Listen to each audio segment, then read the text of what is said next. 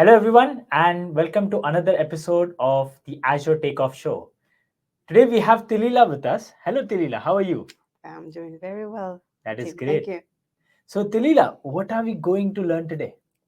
So, today we're going to demystify a keyword, or soon to be a buzzword, vector search.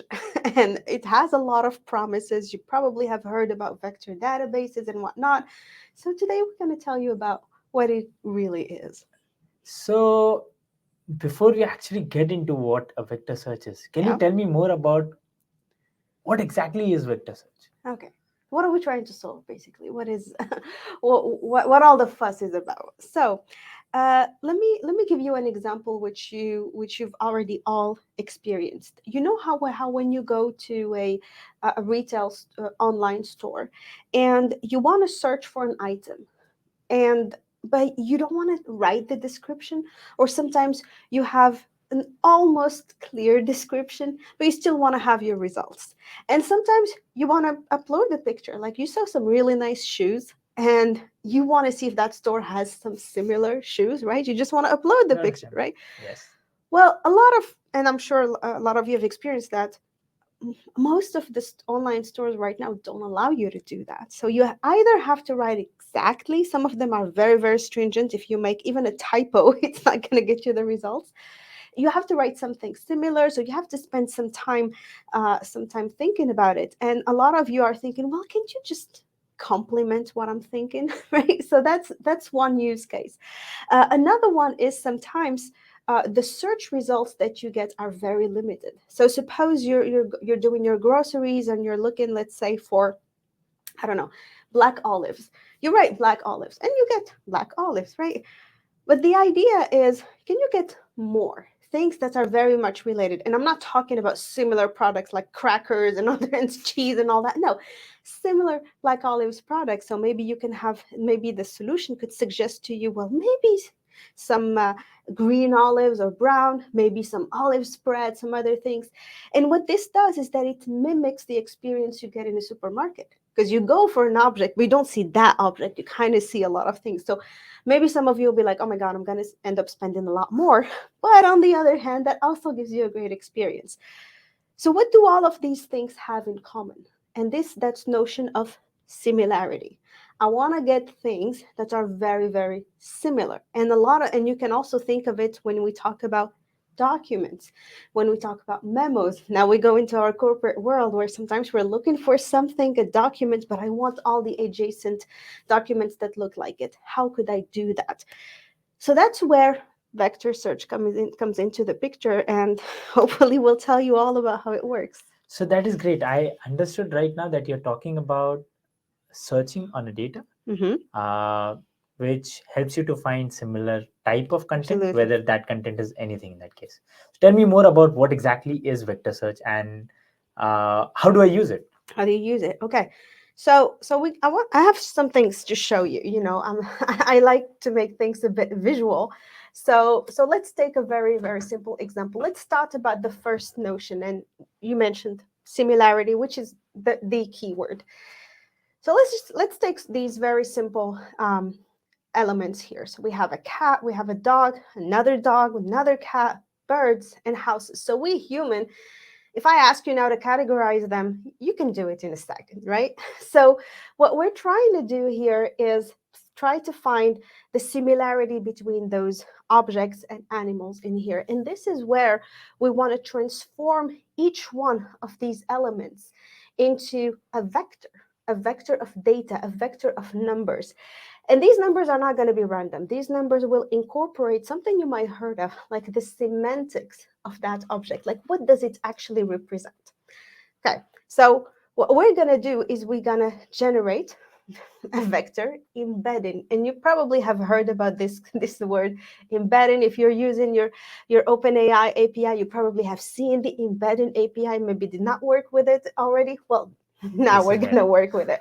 So what it's going to do is generate a vector of numbers that represents the semantic of this object, the semantic of what it means to be a cat, or to be a bird, or to be a house. So what does that look like?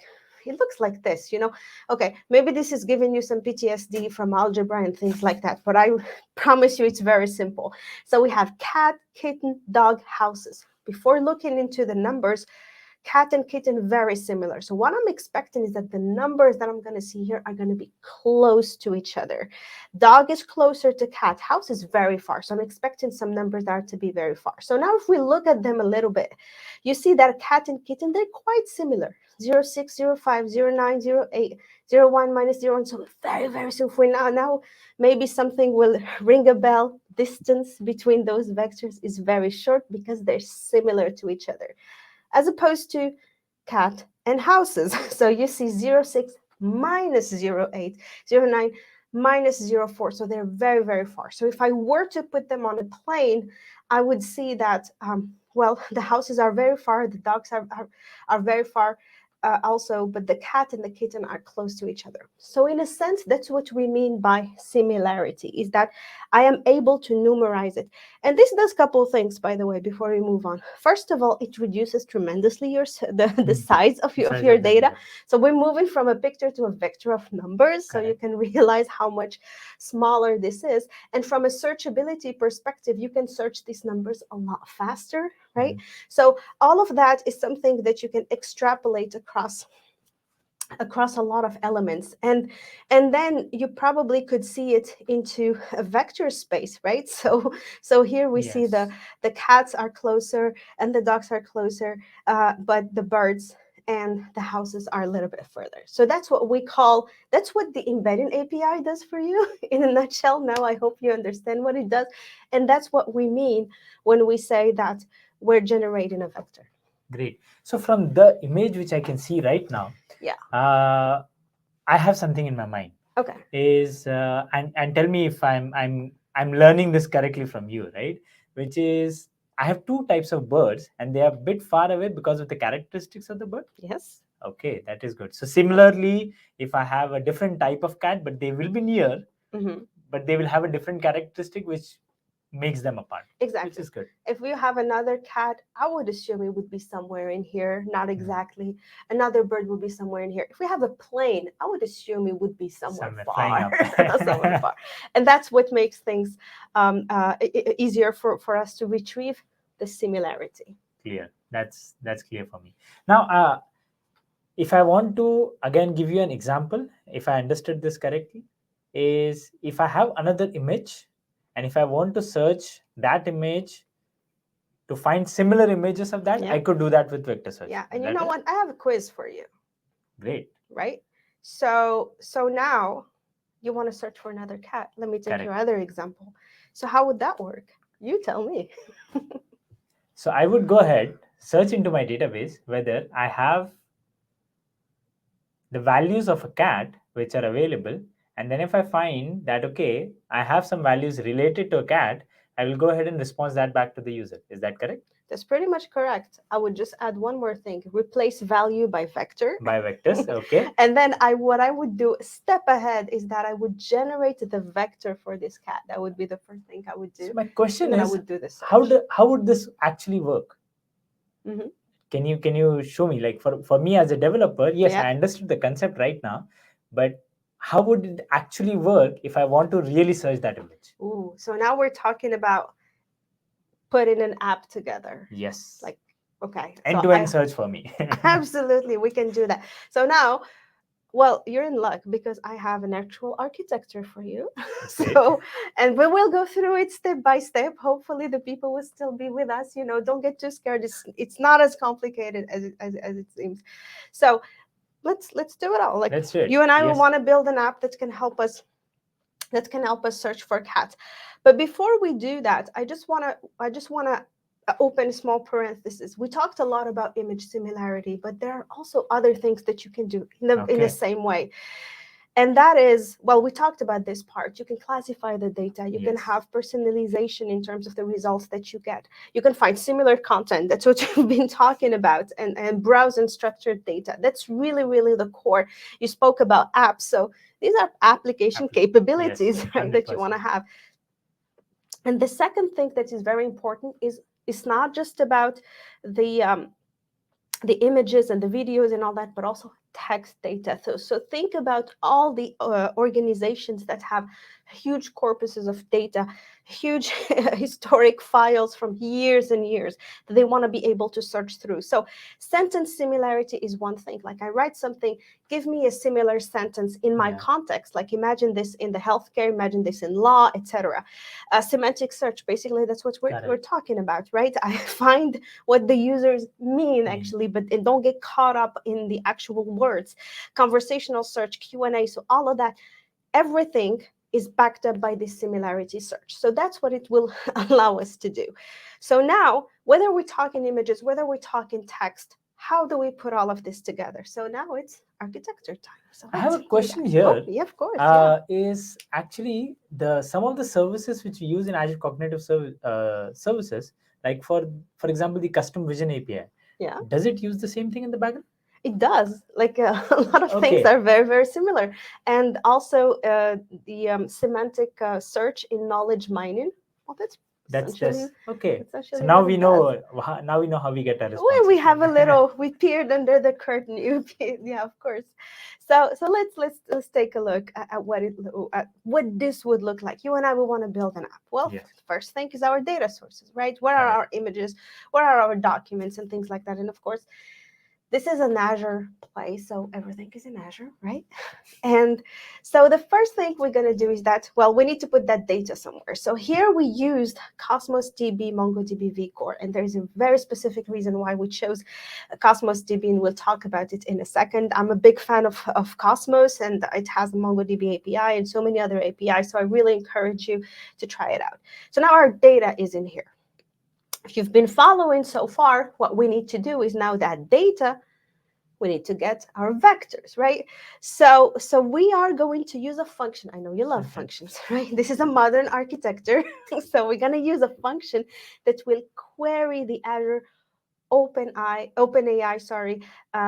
embedded API. So it will send all those documents so that we could get those vectors. And what do we do with those vectors? Well, we store them back in our MongoDB. MongoDB vCore in Cosmos because it does support that data type, and also it allows it can query it as well. So that's the first step. This is what I've been showing you so far, taking our data, having the vectors, putting them in the database. So far, That's so cool. good. Yeah. Yeah, following with me. Now, well, we want to do something with it. We want to start searching those data sources. So somebody needs to consume that data. So we make a search request, and we want to do sentence similarity. We want to search for a picture. We want to have a semantics of a similar document, something like that. So we're querying through an application in our app service. So the We search first, for a cat. or searching for a cat. So what we need to do right now is get in our embeddings, right? So we need to get the vector for our cat, and we also query the OpenAI embedding API, and we have a double arrow, so we get it. Database, so that's where we do our vector search. We search in a vector against another vector, and we get some responses. And what we do also is that we compose the answer. Once we get those responses, we compose the answer. Now, those of you who've been using ChatGPT, who've been using LLMs, you know what we mean here. We're really composing a prompt and we're putting that data into it.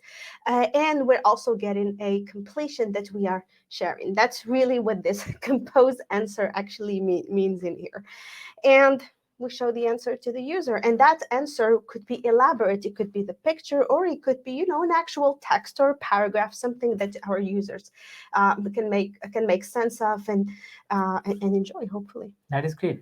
I That's have what it one looks question like. here in the vector search part of it, which is, and you said that you will also explain me that is how I'm calling an API from an app service directly through a Mongo vCore API Exactly. to Yeah, Cosmos. yeah, Okay, that's what you do. okay, And actually, one of great question. One of the particularity of Cosmos DB is that it has multiple APIs.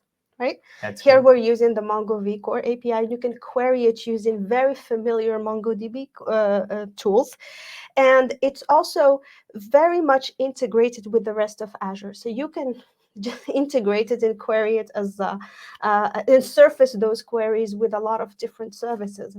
That's Yeah, and amazing. APIs. So Yeah, I should actually go back from this recording, and I can create this app so quickly. Like I just have to run a web app, a Cosmos DB, MongoDB vCore API, and a function, and I'm done. pretty That's much. that's that's so simple. Pretty much, it's very very simple. Of course, there are some other layers in Yes. between that we didn't add here, that you need to put a But for production searching for app. my cat, I But think it's for good. but to search for your cat, I think this That's good. this would be enough. Yeah. Cool. So I think that's a great discussion. To be honest, I learned so much about vector search today. It was hiding somewhere in plain sight for a long time, Yep. and it is good for people like me to actually know what we are using.